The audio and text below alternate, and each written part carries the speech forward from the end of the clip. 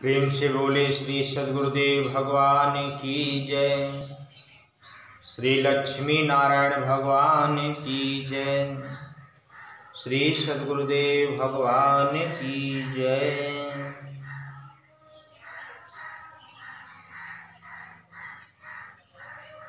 कलयुग में राक्षस कौन है? माता पार्वती बाबा भोलेनाथ से प्रश्न किए कि हे प्रभु, सतयुग में, त्रेता में, द्वापर में राक्षसों की पहचान हुआ करती थी। जो राक्षस होते थे वो कुरूप हुआ करते थे। उनके बड़े बड़े दांत हुआ करते थे, सींग जमी रहती थी। उनके रूप रंग को देखकर लोग दूर से ही पहचान जाते थे कि ये राक्षस है। हे नाथ, कलयुग में तो किसी को सींग नहीं जमी है, कोई कुरूप नहीं है, सब सुंदर, सब वीरुष शरीरा। कलयुग में सब सुंदर है। कलयुग में हम किसे राक्षस कहेंगे? कलयुग में राक्षसों की क्या पहचान है प्रभु? माता पार्वती के प्रश्न को सुनकर भूत भावन बाबा भोलेनाथ मुस्कुराते हुए मैया पार्वती के प्रश्न का उत्तर देते हैं। कहते हैं कि उमा, तुम संसार के हित के लिए बहुत सुंदर प्रश्न की हो। सतयुग, त्रेता, द्वापर में राक्षसों की पहचान हुआ करती थी रूप से, विचार से, कर्म से। कलयुग में राक्षसों की पहचान क्या है? मानस में भी मानसकार बाबा तुलसीदास जी रामचरितमानस के बालकांड सरोठा नंबर 183,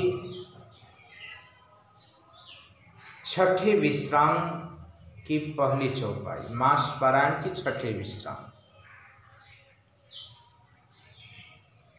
में बाबा जी लिखते हैं, बाढ़े खल बहु चोर चुवारा, जेलम पट पर धन परदारा, माँ नहीं मातो पिता नहीं देवा, माँ नहीं मातो पिता नहीं देवा, साधुन सन करवावहि सेवा, साधुन सन करवावहि सेवा, जिनके यह आचरण भवानी, तेहि जानहि निश्चर सम प्राणी, तेहि जानहि निश्चर सम प्राणी। हे उमा, सतयुग में, द्वापर में, त्रेता में तो एक दो बहुत कम राक्षस हुआ करते थे, पर कलयुग में अनगिनती होंगे। बाढ़ी खल बहु चोर जुआर, सतयुग त्रेता द्वापर में राक्षसों की गिनती हुआ करती थी, अमुक अमुक राक्षस है। पर कलयुग में राक्षसों की गिनती नहीं हो सकती।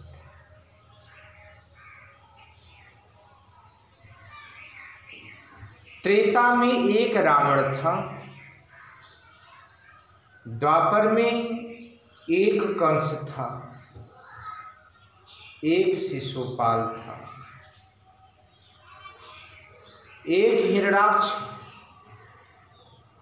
एक हिरण्यकश्यप था।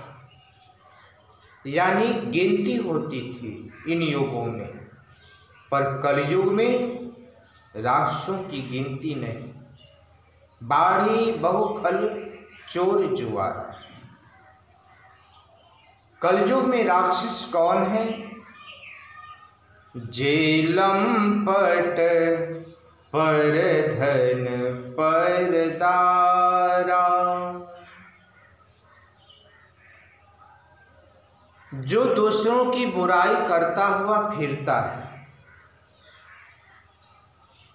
जो दूसरों की चुगली करता है, जो दूसरों की बुराइयों को हमेशा अपने दिल दिमाग में रखता है। परदारा, घर में अपनी पत्नी चाहे कितनी भी सुंदर हो, चाहे कितनी भी सुशील हो, लोग अपनी पत्नी से अपने दिल की बात नहीं कहेंगे। दिल खोलकर कलयुग में अपनी पत्नी से प्रेम नहीं करेंगे। चंचल तीय पराई चहें, घर के घरनी का न मान करेंगे। अबलातन देखी दशा सभी, निज मात पिता को भूल पड़ेंगे। जब तक विवाह नहीं हुआ है तब तक तो मम्मी पापा हैं, माता पिता हैं, और जहां विवाह हो जाएगा पत्नी घर में आ जाएगी, 2-4 साल हद्दी हद्दा 10 साल नहीं बीतेगा, लोग अपने बूढ़े माँ बाप को छोड़ देंगे, अपने माता पिता से प्रेम नहीं करेंगे। नारी विवश नर सकल गोसाई, नाचहि नट मरकट की नाही। जैसी मदारी वाले के बस में होकर एक मदारी वाले के इशारे पर बंदरिया नाचती है,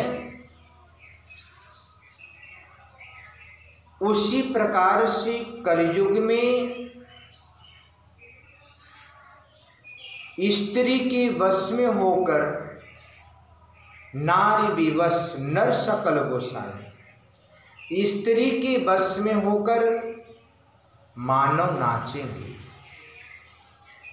अर्थात अपने माता पिता को भूल जाएंगे। अबला तन देखी दशा सभी, निज मात पिता को भूल पड़ेंगे। हे उमा,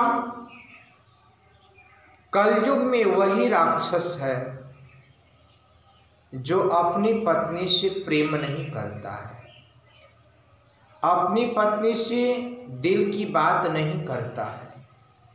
चंचल तीय पराई चहें, घर की घरनी का न मान करेंगे। हे उमा, कलयुग में वही राक्षस है, अबला तन देखी दशा सभी, निज मात पिता को भूल पड़ेंगे। जो अपने माता पिता को भूल जाएंगे, जो अपने माता पिता का तिरस्कार करेंगे, जो अपने माता पिता का अपमान करेंगे, जो अपने माता पिता की सेवा नहीं करेंगे, जो अपने माता पिता को पेट भर भोजन नहीं देंगे, कलयुग में ऐसे बहुत राक्षस होंगे। आग लगे आकाश में झरझर झरे अंगार, संत न होते तो जल पड़ता यह सारा संसार।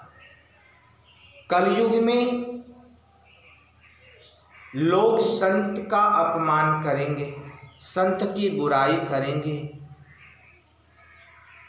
और संतों से ही अपनी सेवा करवाएंगे। संत की सेवा नहीं करेंगे, संत की सेवा लोग गिरस्त होकर करवाएंगे। जो संतों से अपनी सेवा करवाएगा, जो अपने माता पिता को नहीं मानेगा, जो अपनी पत्नी से प्रेम न करके दूसरे की पत्नी से प्रेम करेगा, तेह जानहि निश्चर सम प्राणी, उसकी घर का पूरा परिवार राक्षस होगा। उमा बाबा भोलेनाथ की बात को सुनकर मुस्कुराने लगे। धन्य धन्य गिरिराज कुमारी, तुम समान नहीं को उपकारी। हे उमा, तुम्हारे समान मेरा कोई उपकारी नहीं है, मेरे ऊपर कोई उपकार करने वाला नहीं है। मैं तुम्हारा ऋणिया हूँ उमा, मैं तुम्हारा ईशानमंद हूँ उमा, तुम समान नहीं को उपकारी। माता पार्वती ने बाबा भोलेनाथ के ऊपर कौन सा उपकार की थी? इस प्रश्न का उत्तर शेष आगे की भाग में। जय श्रीमन नारायण, जय श्रीमन नारायण।